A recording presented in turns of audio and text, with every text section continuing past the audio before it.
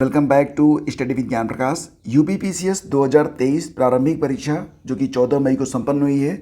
तो इस सेशन में हम लोग जीएस का जो पहला पेपर था, जीएस का फर्स्ट पेपर, जिसमें कुल मिला के 150 प्रश्न पूछे गए थे। यहाँ पर नेगेटिव मार्किंग भी थी 1/3, दैट इज 0.44 अंक। सही उत्तर देने पर आपको कुल 1.33 अंक मिलेंगे प्रति प्रश्न। तो इसी प्रकार से सभी 150 प्रश्नों को हम यहाँ पर शुद्धतम रूप में आपके सामने रख रहे हैं। सभी प्रश्नों को यहाँ पर मैंने 2-3 बार चेक किया हुआ है, तो आप विश्वास रख सकते हैं। हालांकि कुछ प्रश्न ऐसे होते हैं जिसके लिए आयोग का उत्तर ही माना जाएगा। तो चलिए शुरू करते हैं। पहला क्वेश्चन यहाँ पर ये पूछा गया था कि कौन सा प्रावधान संविधान का भाग सही सुमेलित नहीं है। तो यहाँ पर देखिए, भाग 8 में है संघराज्य क्षेत्र, जो कि करेक्ट है। भाग 10 में है अनुसूचित और जनजाति क्षेत्र, ये भी सही है। राजभाषा का उल्लेख भाग 17 में मिलता है, ये भी सही है। अधिकरण का उल्लेख जो है ये मिलेगा आपको भाग 14 में, जो कि भाग 11 दिया गया है, तो ये गलत है और इसी को आपको आंसर करना था। चलिए आगे बढ़ते हैं। अगला क्वेश्चन है सूची 1 को सूची 2 से मिलान करना है। तो अनुच्छेद 324 ये संबंधित है आपका निर्वाचन आयोग से। अनुच्छेद 315 में आपको लोक सेवा आयोग मिलेगा। अनुच्छेद 280 ये वित्त आयोग और अनुच्छेद 338 अनुसूचित जाति आयोग। तो इस प्रकार से आपको यहाँ पर मिलान करना था। अगला क्वेश्चन है, निम्नलिखित घटनाओं पर विचार कीजिए और इन्हें सही कालक्रम में व्यवस्थित कीजिए। प्रारूप समिति कब बनी थी? भारतीय संविधान को अंगीकृत और अधिनियमित कब किया गया? यानी कि इनका जो सही प्रारूप है वो आपको यहाँ पर देखना है। सबसे पहले क्या हुआ?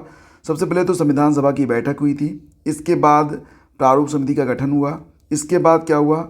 भारतीय संविधान को अंगीकृत और अधिनियमित किया गया। देन आफ्टर भारतीय संविधान के प्रवृत्त होने की तिथि शुरू हुई। तो ऑप्शन डी यहाँ पर आपका करेक्ट है।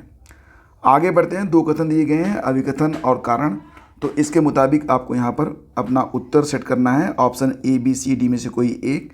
किसी राज्य की सीमा बदलने की सिफारिश राष्ट्रपति संसद को देता है और इसके लिए राष्ट्रपति संबंधित राज्य के विधानमंडल द्वारा उस प्रस्ताव पर विचार एक खास अवधि के भीतर प्राप्त करते हैं। राष्ट्रपति को उस राज्य विधानमंडल का प्रस्ताव मानना अनिवार्य नहीं है। दोनों बातें यहाँ पर सही हैं, यानी कि ए और आर दोनों सत्य हैं, लेकिन आर ए की व्याख्या नहीं करता है। यहाँ पर मेरी ओर से इसका आंसर ऑप्शन बी है, लेकिन आयोग की जो ऑफिशियल आंसर की है उसका थोड़ा सा इंतज़ार करिए। आगे बढ़ते हैं। भारत के उपराष्ट्रपति के बारे में यहाँ पर बताया जा रहा है कि निर्वाचन जिसे सर्वोच्च न्यायालय द्वारा शून्य घोषित किया गया है के संदर्भ में निम्न में से कौन सा कथन सही है?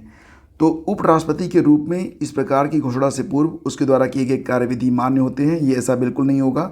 अगर निर्वाचन ही शून्य हो गया है तो फिर कैसे मान्य हो सकता है? उपराष्ट्रपति के रूप में इस प्रकार की घोषणा होने के दिन उसके द्वारा किए गए कार्यविधि मान्य नहीं होते हैं। तो मतलब यहाँ पर जो दूसरा कथन है ये करेक्ट है, लेकिन पहला कथन सही नहीं है। तो यहाँ पर ऑप्शन बनेगा ऑप्शन बी।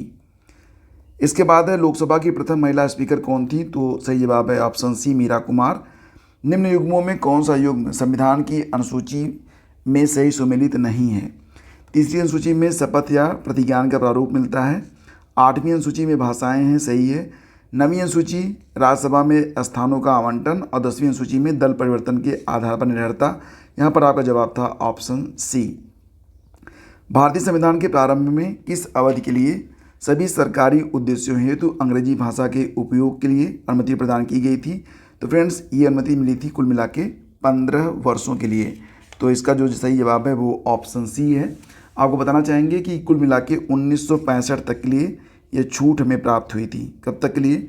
1965 तक के लिए। और इसके लिए जो अनुच्छेद 343(3) है उसमें इसका उल्लेख भी मिलता है। नीचे 2 कथन दिए गए हैं, कथन और कारण इसको देखिए आप। राष्ट्रपति संसद का भाग होता है, सही है। संसद के दोनों सदनों द्वारा पारित विधेयक राष्ट्रपति की सहमति के बिना कानून नहीं बन सकता है, सही है। तो यहाँ पर ऑप्शन बी यहाँ पर आपका करेक्ट है। आगे बढ़ते हैं। संघ वित्त के संदर्भ में निम्नलिखित में कौन सा कथन सही है? तो संघ वित्त आयोग के बारे में बात हो रही है। यहाँ पर थोड़ा सा आपको जो है वित्त आयोग में एक अध्यक्ष तथा 6 सदस्य होते हैं। तो 6 नहीं होते हैं भैया, 4 होते हैं, ठीक है। तो ये कथन तो गलत हो गया। यह अपना प्रतिवेदन नीति आयोग को नहीं देता है बल्कि प्रेसिडेंट को देता है। तो ये कथन भी गलत है। तो ना तो 1 सही है और ना ही 2 सही है। उच्चतम न्यायालय को मौलिक अधिकारों के हनन रोकने के लिए रिट जारी करने की शक्ति के संबंध में कथन है कि उच्चतम न्यायालय को यह शक्ति प्रदत्त है कि वह बंदी प्रत्यक्षीकरण, परमादेश प्रतिषेध, अधिकार परीक्षा और उत्प्रेषण रेट जो भी मूल अधिकारों को लागू करने में समुचित हो उस रेट का प्रयोग कर सकती है, सही है। लेकिन दूसरा ऑप्शन यहाँ पर गलत है, तो केवल एक यहाँ पर सही है। भारत के महान्यायवादी के संदर्भ में निम्न कथनों में कौन सा सही है? तो महान्यायवादी के पद पर ऐसे व्यक्ति की नियुक्ति होगी जो उच्चतम न्यायालय का न्यायाधीश नियुक्त होने के लिए अर्हित हो, ये सही है। लेकिन दूसरा वाला गलत है, यानी कि यहाँ पर केवल एक ही विकल्प आपका सही था। भारत के एक राज्य में विधान परिषद के गठन के संदर्भ में कौन सा कथन सही है? तो एक विधान परिषद में उस राज्य की विधानसभा की कुल सदस्य संख्या के 1/3 से अधिक सदस्य नहीं हो सकते, ये सही है। एक राज्य की विधान परिषद में कम से कम 40 सदस्य अवश्य होने चाहिए, ये भी सही है। तो दोनों ही कथन यहाँ पर आपके करेक्ट हैं। संसद में उत्तर प्रदेश के प्रतिनिधित्व के संदर्भ में यहाँ पर 2 कथन दिए गए हैं कि राज्यसभा के लिए उत्तर प्रदेश को 31 सीटें मिली हैं, सही है। लोकसभा के 80 सदस्य उत्तर प्रदेश से निर्वाचित होते हैं, ये भी सही है। तो यहाँ पर दोनों कथन आपके सही हैं। संसद के सचिवालय में पदों के संदर्भ में निम्न में से कौन सा कथन सही है? तो संसद के सचिवालय के बारे में बात हो रही है। संसद के प्रत्येक सदन के सचिवालय के लिए सम्मिलित पदों को सृजित किया जा सकता है, सही है। संसद को अपने किसी भी सदन के सचिवालय स्टाफ की सेवा शर्तों को विनियमित करने का अधिकार है, ये भी सही है। दोनों कथन यहाँ पर करेक्ट हैं। निम्नलिखित कथनों में से ग्राम सभा के संदर्भ में कौन सा सत्य नहीं है? तो पहला कथन है कि इसके कार्य और शक्तियाँ ग्राम स्तर पर उसी प्रकार हैं जैसे राज्य व्यवस्थापिका के राज्य स्तर पर होते हैं, सही है। यह एक ग्राम स्तर की सभा है जिसमें पंचायत के क्षेत्र के सभी पंजीकृत मतदाता सम्मिलित होते हैं, सही होता है। दोनों सही हैं, लेकिन इसकी शक्तियों का निर्धारण केंद्र सरकार करती है, ये गलत है। शक्तियों का जो निर्धारण होगा वो केंद्र सरकार नहीं करेगी, बल्कि कौन करता है? राज्य सरकार करती है। तो यहाँ पर जो आपका ऑप्शन सी है ये गलत है, और यही ऑप्शन बी है ये गलत है, और यही आपका उत्तर है। मतलब आपका जो आंसर है वो कौन सा बनेगा? ऑप्शन बी बनेगा। इसके बाद क्रम से आगे बढ़ते हैं और अगला जो क्वेश्चन है 17 उसको देखिए। पंचायतों के समस्त चुनाव का संचालन कौन करता है फ्रेंड्स? तो पंचायतों का जो समस्त चुनाव का संचालन राज्य निर्वाचन आयोग करता है, ऑप्शन बी इसका करेक्ट है। पंचायती राज पर अशोक मेहता समिति प्रतिवेदन 1977 की प्रमुख सिफारिशें। पहला कथन है कि पंचायती राज के 3 स्तरीय व्यवस्था के स्थान पर द्विस्तरीय व्यवस्था होनी चाहिए, ये कथन सही है। राज्य स्तर के नीचे पर्यवेक्षण हेतु खंड को विकेंद्रीकरण का प्रथम बिंदु माना गया, गलत है। यहाँ पर माना गया था मंडल, उसके बाद जिला, मंडल और जिला को माना गया था, तो दूसरा कथन गलत है। यहाँ पर ऑप्शन क्या बनेगा? ऑप्शन ए यहाँ पर सही रहेगा।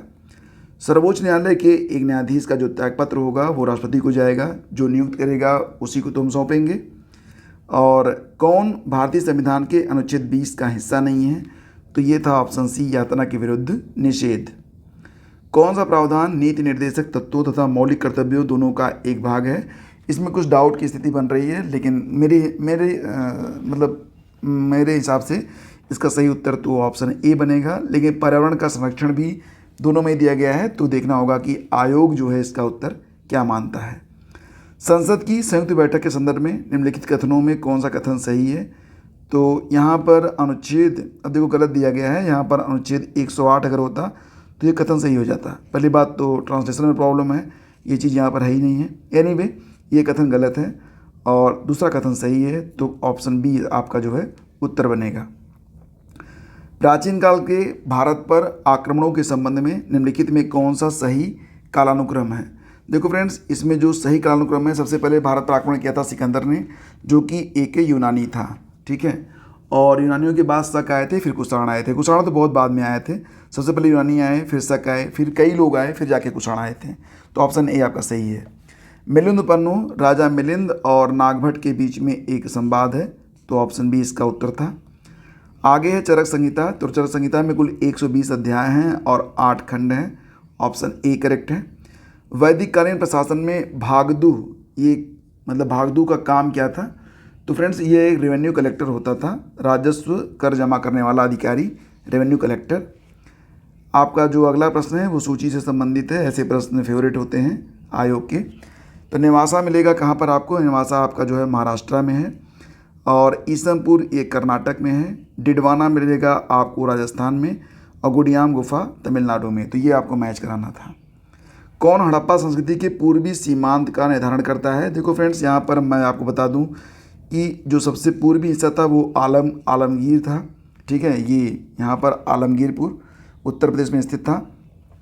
सबसे जो पश्चिमी हिस्सा था दक्षिण में दाइमाबाद, ये देखो नॉर्थ हो गया, ये साउथ हो गया, ये ईस्ट हो गया, ये वेस्ट।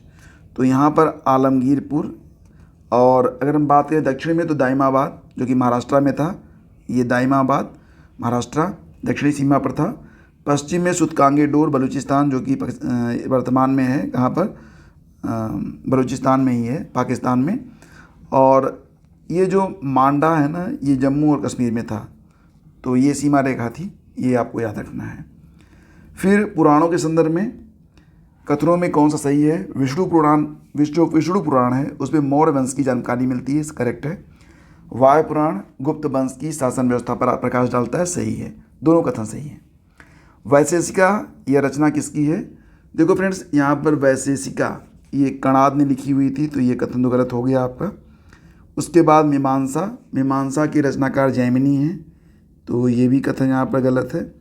न्याय दर्शन गौतम की रचना है, सही है। उत्तर मीमांसा ये जो रचना है ये महर्षि बादरायण की है। किसकी है? महर्षि बादरायण। तो यहाँ पर जो आपका उत्तर था वो ऑप्शन सी था। कैप्टन हॉकिंस के संदर्भ में निम्नलिखित कथनों में कौन सा सही है?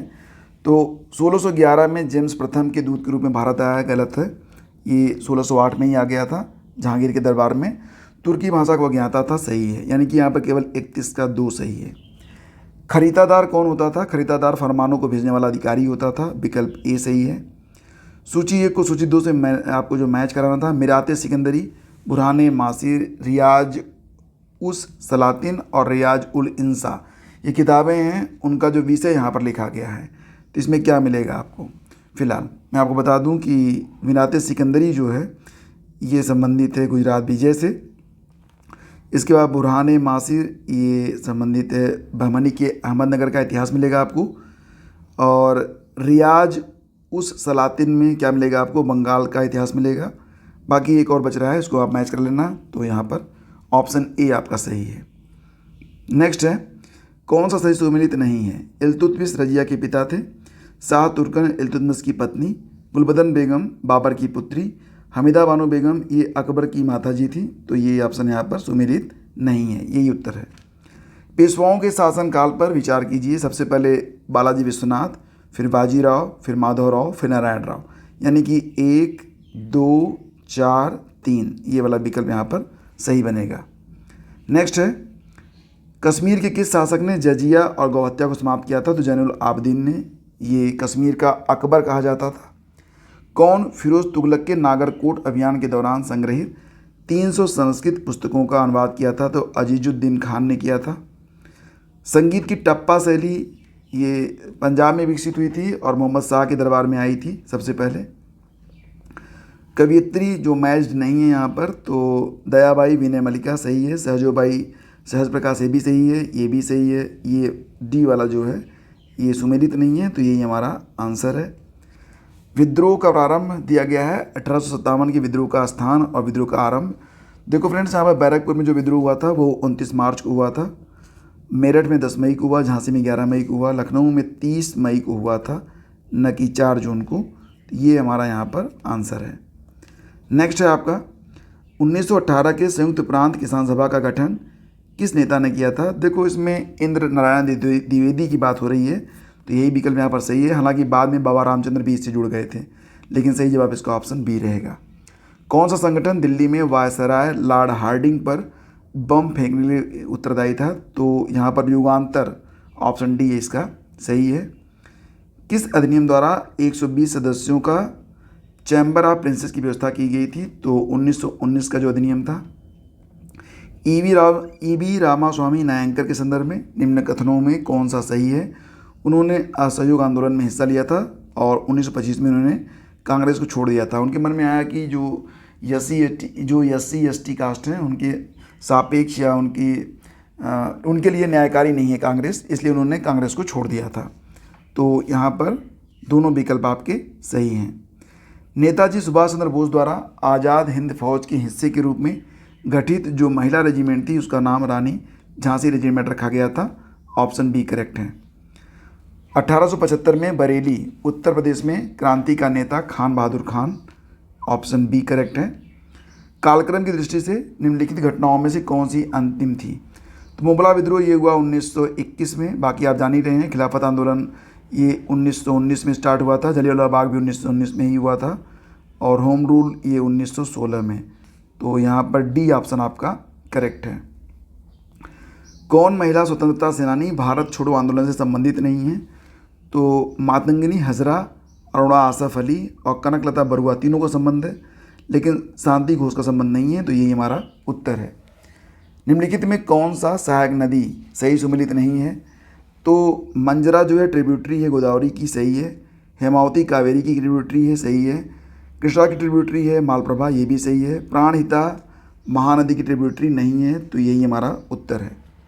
किस स्थान पर अलकनंदा और भागीरथी नदियाँ मिलती हैं? तो देवप्रयाग में मिलती हैं, ये तो आप जानते ही होंगे।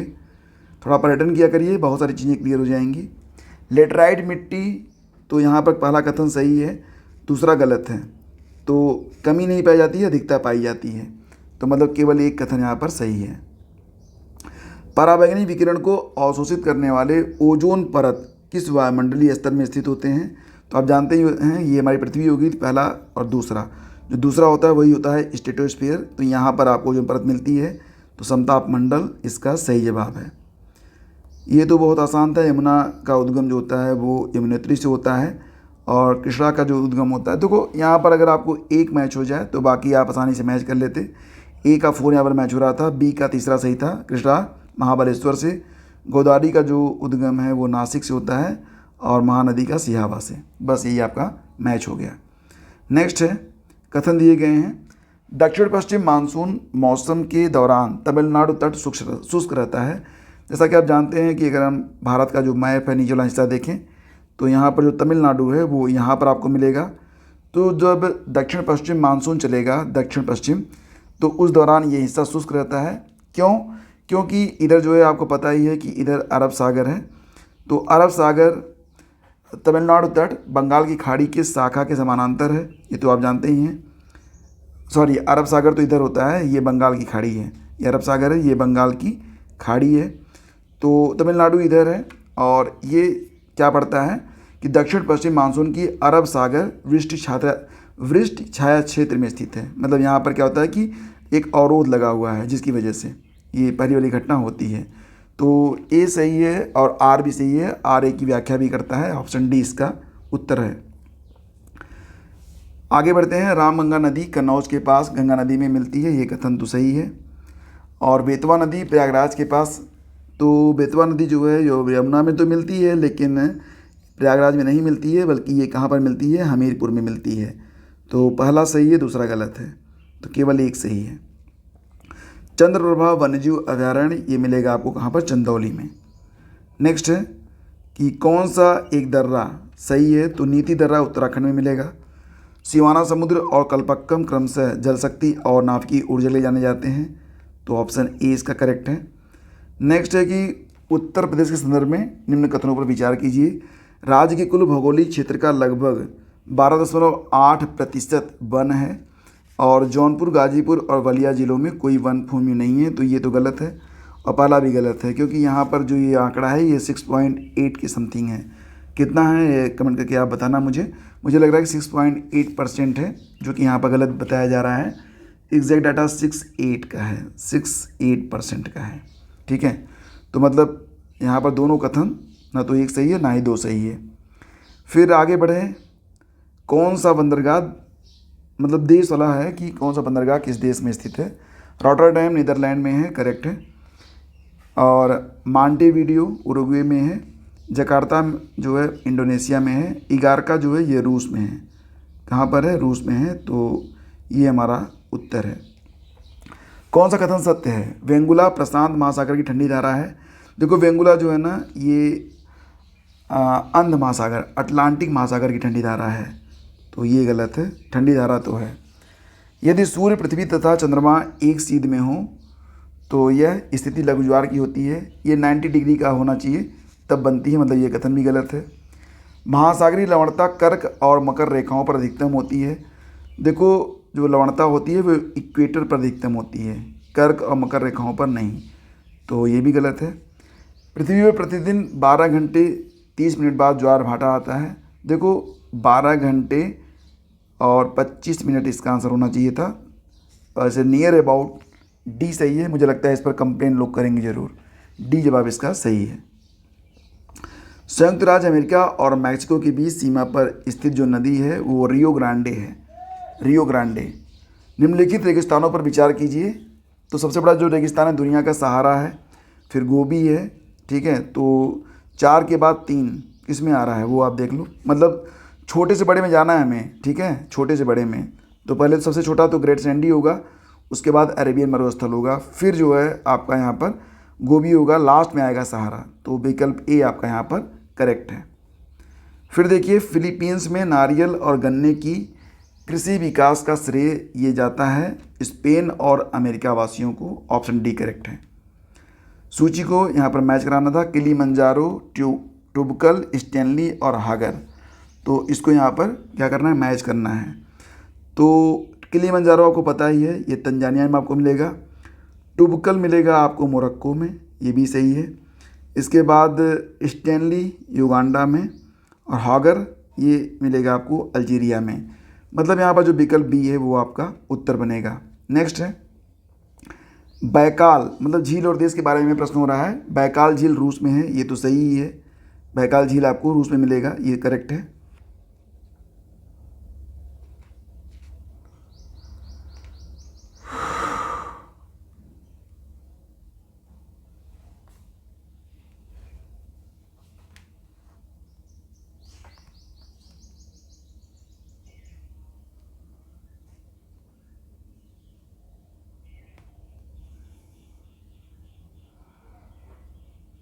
हे भगवान,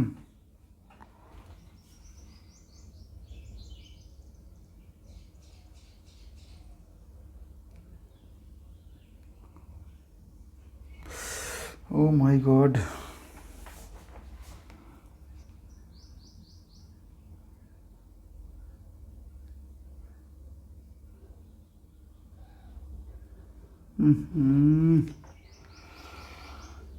क्या बताऊं यार।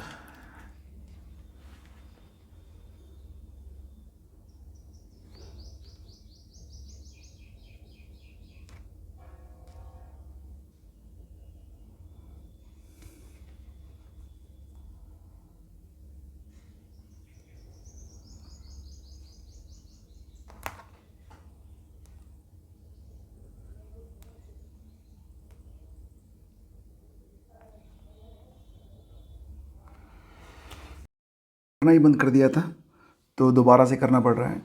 तो चलिए क्वेश्चन नंबर 66 पर थे हम लोग, आगे बढ़ते हैं। तो कौन सा झील और देश सही सुमेलित नहीं है? बैकाल रूस में है, करेक्ट है। मिशिगन संयुक्त राज्य अमेरिका में है। ओनेगा या रूस में है, कनाडा में नहीं है, तो यही हमारा उत्तर बनेगा। और माराकाइबो वेनेजुएला में है, ये करेक्ट है। तो इस प्रकार से जो आपका सही उत्तर है वो क्या है? Option C. अल नीनो के बारे में यहाँ पर प्रश्न है कि अल नीनो के संदर्भ में यहाँ पर 2 कथन दिए गए हैं। अल नीनो में पूर्वी प्रशांत क्षेत्र में पेरू के तट पर गर्म धाराओं पर प्रकट होता है, ये करेक्ट है। और यह गर्म धारा पेरू के तट पर पानी के तापमान को 10 डिग्री सेंटीग्रेड तक बढ़ा देती है, जिसमें समुद्र में प्लैंकटन की मात्रा बढ़ जाती है, ये सही है। ऑप्शन सी करेक्ट है, लेकिन इसमें आयोग के उत्तर का इंतजार कीजिए। अगला क्वेश्चन है, दक्षिणी गोलार्ध में हवा का बाईं ओर विक्षेपित होने का क्या कारण है? तो ये होता है कोरोलियस बल, यानी कि ऑप्शन बी आपका यहाँ पर करेक्ट है। यूक्रेन का सबसे बड़ा कोयला उत्पादक केंद्र कौन सा है? तो सही जवाब है Kharkiv, option B. Mount Newman किस खनिज के लिए प्रसिद्ध है? सही जवाब है ऑप्शन ए लौह अयस्क। फरवरी 2023 तक उत्तर प्रदेश में अमृत भारत स्टेशन योजना के तहत आधुनिकीकरण के लिए कितने रेलवे स्टेशनों की पहचान की गई है?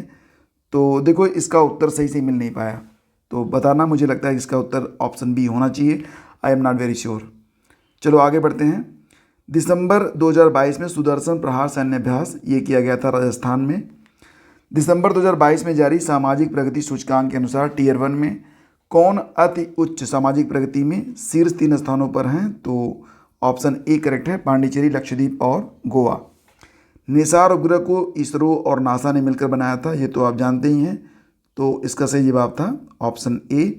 केंद्रीय बजट 2023-24 के अनुसार अंतर्राष्ट्रीय अवसरों के लिए युवाओं को कौशल प्रदान करने के लिए विभिन्न राज्यों में कितने कौशल भारत अंतर्राष्ट्रीय केंद्र स्थापित किए जाएंगे? तो 30, ऑप्शन बी करेक्ट है। All the lives we never lived के लेखक कौन है? अनुराधा राय, यानी कि इसका ऑप्शन बी करेक्ट है। खनिज संपदा के संदर्भ में 2 प्रश्न यहाँ पर हैं। जम्मू कश्मीर के रियासी जिले में लिथियम के ये भंडार मिले हैं, ये तो करेक्ट है। और भारत अनेक खनिजों लिथियम, निकल और कोबाल्ट के लिए आयात करता है, ये भी सही है। दोनों कथन यहाँ पर करेक्ट हैं। नेक्स्ट है, फरवरी 2023 में भारत के सबसे बड़े हेलीकॉप्टर निर्माण संयंत्र का उद्घाटन कहाँ पर किया गया था? तो तुमकुर, कर्नाटक में किया गया था, ये करेक्ट है बिल्कुल।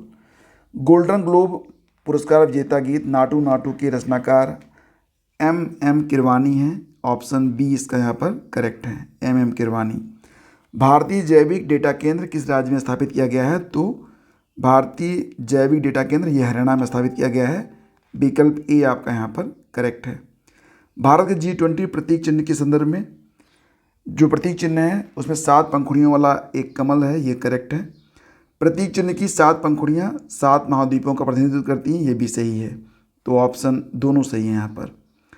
किस स्कॉर्पियन श्रेणी की पनडुब्बी को जनवरी 2023 में भारतीय नौसेना में शामिल किया गया था? यह है INS वागीर, यानी कि ऑप्शन बी करेक्ट है। नेक्स्ट है आपका, न्यूजीलैंड ने अगली पीढ़ी के लिए धूम्रपान पर प्रतिबंध लगाने वाला विश्व का पहला कानून पारित किया है। 2025 तक धूम्रपान मुक्त हो जाएगा न्यूजीलैंड। जनवरी 2023 में किस एयरलाइन का विमान नेपाल में दुर्घटनाग्रस्त हुआ था? तो यह था यति एयरलाइन। स्पेयर जो किताब है यह प्रिंस हैरी की किताब है, ऑप्शन ए करेक्ट है। पोप बेनेडिक्ट 16वें, इनके बारे में दोनों कथन सही हैं। जर्मनी के मूल निवासी थे और 600 वर्षों में इस्तीफा देने वाले पहले पोप, तो दोनों कथन यहाँ पर सही हैं, ऑप्शन सी इसका उत्तर है। फिर आपके लिए अगला क्वेश्चन था, SCO फिल्म महोत्सव 2023 के संदर्भ में निम्न कथनों में कौन सा सही है? तो संघाई सहयोग संगठन की भारत की अध्यक्षता के दौरान SCO फिल्म महोत्सव आयोजित किया जा रहा है, करेक्ट। और इसमें जो SCO देश हैं उनकी फिल्में दिखाई जाएंगी, ये भी सही है। दोनों कथन यहाँ पर सही हैं। जनवरी 2023 में न्यूजीलैंड के प्रधानमंत्री के रूप में चुना गया है क्रिस हिपकिंस को, ऑप्शन बी करेक्ट है। उत्तर प्रदेश के निम्नलिखित शहरों में कौन सा शहर भारत की अध्यक्षता के दौरान G20 के 200 सत्रों में से 11 बैठकों के लिए स्थल के रूप में शामिल नहीं है? तो ये कानपुर है, ऑप्शन सी। फरवरी 2023 में 12 चीतों को दक्षिण अफ्रीका से भारत लाया गया, ये सही है।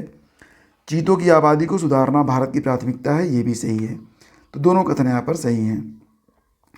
फिर है कि डेक्कन विश्वविद्यालय के संदर्भ में 2 कथन दिए गए हैं। तो डेक्कन विश्वविद्यालय का जो एक स्वतंत्र परिसर है वो भारत में स्थापित होने वाला है, ये करेक्ट है। और इसे गुजरात में स्थापित किया जाएगा, कहाँ पर? गुजरात में, तो केवल पहला विकल्प यहाँ पर सही है, ऑप्शन ए आपका उत्तर है। भारतीय मूल के किस व्यवसायी को साउथ वार्क के लंदन बरो का मेयर दूसरी बार चुना गया है? तो सुनील चोपड़ा को, ऑप्शन बी करेक्ट है। 25 दिसंबर 2022 को किस देश द्वारा 1 जनवरी 2005 के बाद जन्मे हुए पुरुषों के लिए 1 वर्ष की सैनिक सेवा अनिवार्य कर दी गई है? तो यह है ताइवान, यानी कि ऑप्शन बी इसका करेक्ट है। 2 फरवरी 2023 को निम्नलिखित में से किस देश ने केंद्रीय बैंक के अपने करेंसी नोट से ब्रिटिश राजशाही को हटाने की घोषणा की है? सही जवाब है इसका ऑस्ट्रेलिया।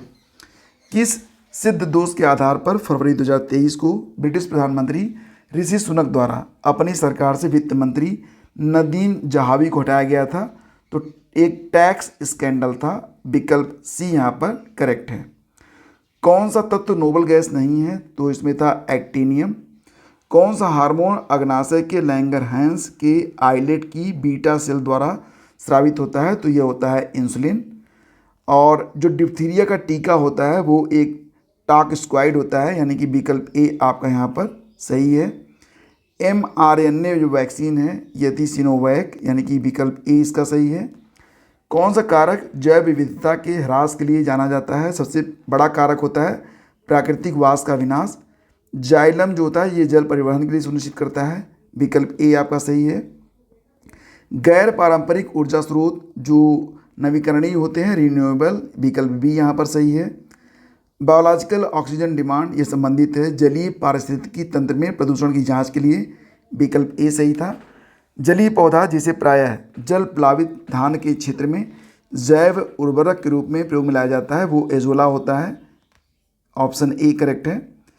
हंसी पैदा करने वाली जो गैस होती है वो होती है नाइट्रस ऑक्साइड यानी कि N2O। समुद्री शैवाल ये आयोडीन देते हैं हमें, विकल्प ए सही है। कीटभक्षी पौधा है इसमें नेफेंथिस यानी कि ऑप्शन डी करेक्ट है। इसके बाद मानव हृदय जो होता है उसमें 4 चैम्बर्स होते हैं, विकल्प ए सही है इसका।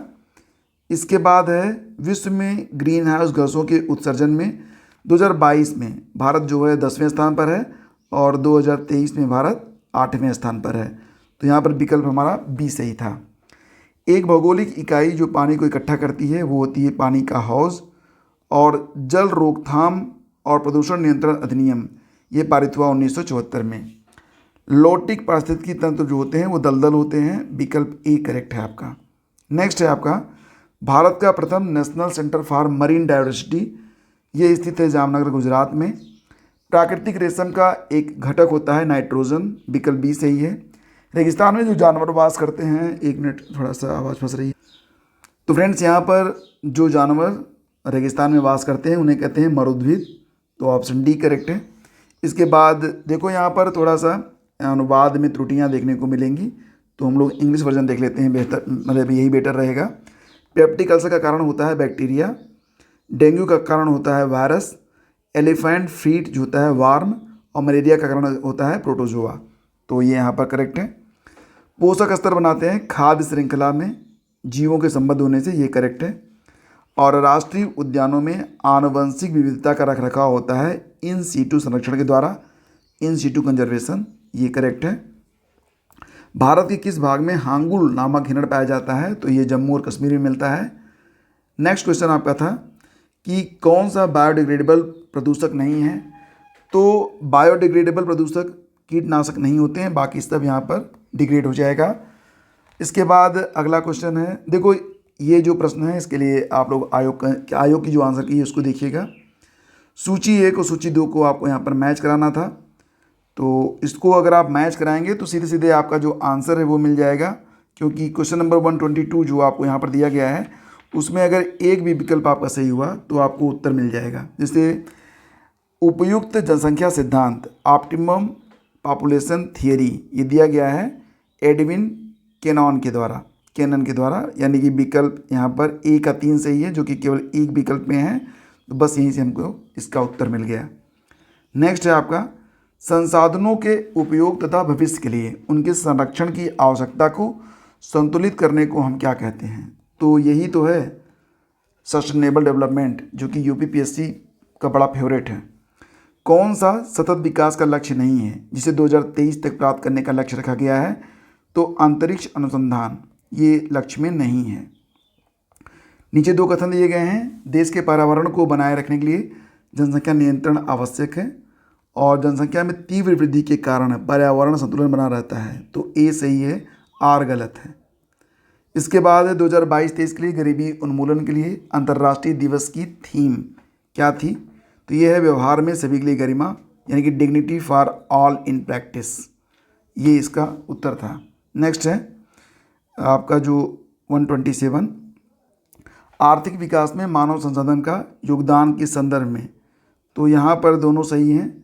आर्थिक विकास का जनसंख्या वृद्धि पर प्रभाव पड़ता है और जनसंख्या वृद्धि का आर्थिक विकास पर भी प्रभाव पड़ता है, तो यहाँ पर ऑप्शन सी आपका करेक्ट है। भारत में जनगणना का कार्य सबसे पहले हुआ था 1881 में। इसके बाद SDG 10 आप जानते ही हैं, यह जो SDG 10 है ये जुड़ा हुआ है किससे, तो SDG 10 असमानताओं में कमी, SDG 13 यह है आपका जलवायु क्रिया से बी का, तो कुल मिला के आपका ऑप्शन डी यहाँ पर करेक्ट हो रहा है, ठीक है, ऑप्शन डी। नेक्स्ट है the challenge of world poverty, ये किताब लिखी है गुन्नार मेडल ने। कौन सा जननी सुरक्षा योजना का प्रमुख उद्देश्य है, तो डी सही था, मातृ मृत्यु दर और नवजात मृत्यु दर में कमी लाना, तो डी ऑप्शन सही है। रियो शिखर सम्मेलन 1992 का एजेंडा 21 संबंधित है सतत विकास से, यानी कि विकल्प ए आपका करेक्ट है। यहाँ पर जो ओजोन परत वाला मैटर आता है, कई बार लोग इसमें कंफ्यूज हो जाते हैं। तो ये वियना जो कंजर्वेशन हुआ था, वियना कन्वेंशन 1985 में, ठीक है, उससे संबंधित है ये। उसके बाद आगे बढ़ते हैं।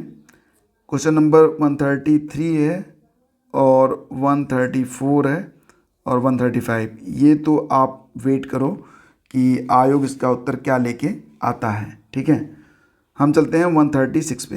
पीएम गतिशक्ति योजना के बारे में यहाँ पर प्रश्न है। तो इसमें पीएम गतिशक्ति राष्ट्रीय योजना का शुभारंभ 2022 में किया गया। ये एक्चुअली में हुआ था 2021 में, तो पहला विकल्प गलत है, दूसरा सही है। केवल 2 यहाँ पर सही है। कौन सी आर्थिक क्रिया नहीं है? तो आप जानते ही हैं स्वैच्छिक समाज सेवा, ये आर्थिक गतिविधि में नहीं आएगी। संघीय बजट 2023-24 की योजनाओं के अनुसार आवंटन के संदर्भ में देखो, यहाँ पर मनरेगा हेतु आवंटन में सर्वाधिक कटौती की गई है, सही है। और अगले वर्ष की तुलना में जल जीवन मिशन हेतु आवंटन में सर्वाधिक प्रतिशत वृद्धि की गई है। दोनों कथन यहाँ पर आपके सही हैं। भारत में जनसंख्या स्थायित्व का जो लक्ष्य है वो 1945 तक रखा गया है कि भारत जो है 1945 तक जनसंख्या स्थायित्व को प्राप्त कर लेगा। अगला क्वेश्चन है कि केंद्रीय बजट 2023 के वित्तीय क्षेत्र में राजकोषीय प्रबंधन के लिए कौन सा वाक्य सही है? अब देखो, यहाँ पर जो कुछ प्रश्न होते हैं बजट से संबंधित, इसके लिए आप लोग या तो बजट पढ़ो या फिर जो है ऑफिशियल आंसर की का वेट करो, ठीक है। मैं ये आंसर की यूँ ही बना रहा हूँ, तो यूँ ही का मतलब जो बहुत डीप में क्वेश्चन गए हैं उनको मैं छोड़ रहा हूँ, ठीक है। मतलब विवादित प्रश्नों से थोड़ी सी दूरी बना रखा हूँ। तो इसके बाद आपका जो अगला प्रश्न होगा, कौन सा अगला क्वेश्चन है कि कौन एक योजना वर्ष सही सम्मिलित नहीं है? दीनदयाल उपाध्याय ग्रामीण कौशल्या योजना सही है। और इसके बाद आपका श्यामा प्रसाद मुखर्जी रूअर्बन मिशन 2015, सांसद आदर्श ग्राम योजना 2014 सही है। Rural housing interest subsidy scheme ये 2023 में ही स्टार्ट की गई है, तो ये हमारा उत्तर बनेगा, ये सही नहीं है, जो कि हमारा उत्तर बनेगा। फिर अगला क्वेश्चन होगा कि कौन सी योजना उत्तर प्रदेश से संबंधित है? यहाँ पर देखेंगे स्त्री निधि योजना जो है ये कहाँ की योजना है? तो ये राजस्थान की योजना है। कौशल्या मातृत्व योजना का संबंध जो है ये छत्तीसगढ़ से है। कहाँ से? छत्तीसगढ़ से। मातृशक्ति उद्यमिता योजना का संबंध जो है ये हरियाणा से है। और जो अनूठी उपहार योजना है ये उत्तर प्रदेश की योजना है। तो मतलब केवल पहला विकल्प सही है। कौन सा कार्यक्रम केंद्रीय सरकार का कार्यक्रम नहीं है? तो ये है गंगा एक्सप्रेसवे। अगला क्वेश्चन था कि from dependence to self reliance, ये किताब लिखी गई है विमल जालान के द्वारा। विश्व वेटलैंड दिवस होता है प्रतिवर्ष 2 फरवरी को। विश्व सामाजिक संरक्षण रिपोर्ट प्रकाशित की जाती है ILO के द्वारा, अंतर्राष्ट्रीय श्रम संगठन के द्वारा। और मध्याह्न भोजन योजना को PM पोषण योजना के रूप में बदला गया 2021 में, ठीक है फ्रेंड्स। तो ये थे कुल मिला के सभी प्रश्नों के लगभग अबाउट सही उत्तर। जो प्रश्न मैं यहाँ पर आंसर नहीं किया हूँ तो उनके जो आंसर हैं वो अलग अलग किताबों में अलग अलग मिल रहे हैं। तो देखते हैं कि ऑफिशियल आंसर की क्या आती है। फिलहाल अगर आंसर की के बारे में बात करें तो जो पेपर सेटर होते हैं उनके भी उत्तर कभी कभी गलत हो जाते हैं, तो मेरी क्या औकात है। फिलहाल मैंने प्रयास किया है कि जो सरकारी आंकड़े हैं और जो शुद्धतम रूप में हैं वही मैं आपके सामने रखूं। जो भी विवादित प्रश्न थे उनको मैंने आंसर नहीं किया, क्योंकि बस बहुत जल्द आपको ऑफिशियल आंसर की भी मिल जाएगी। तो देखते हैं कि ऑफिशियल आंसर की से जो प्रश्न मैंने छोड़े हैं उनका क्या आंसर निकलता है, तो उसकी व्याख्या भी लेकर मैं आपके सामने आऊँगा। फिलहाल अगर वीडियो आपको अच्छा लगा तो लाइक और शेयर करना बिल्कुल भी मत भूलिएगा। Thank you so much.